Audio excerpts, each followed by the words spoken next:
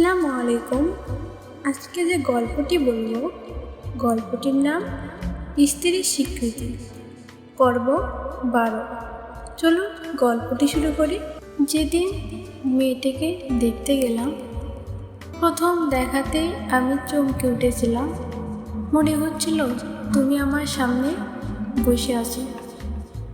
আমি এতটাই অবাক হয়ে গেলাম যে কোনো কথাই বলতে পারছিলাম না।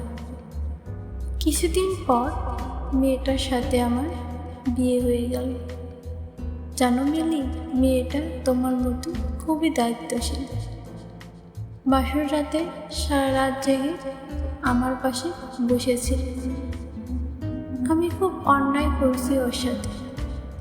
এখনো আমার স্ত্রীর স্বীকৃতি ওকে দেয়নি।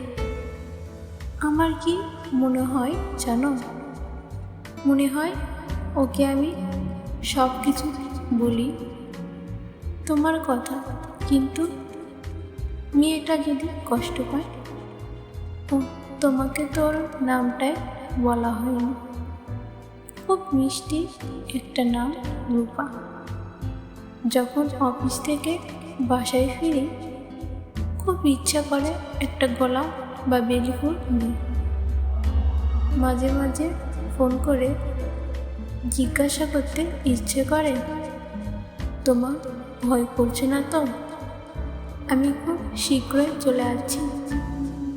বলতে ইচ্ছে করে, শোনো, আজ তোমার সব রান্না বন্ধ, চলো সারাদিন তোমাকে নিয়ে ঘুরে বেড়াও।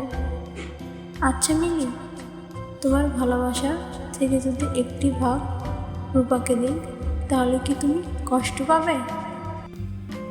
আজকের গল্প এ পর্যন্তই। আমাদের গল্পের পরবর্তী পার্ট পেতে আমাদের চ্যানেলটি সাবস্ক্রাইব করুন।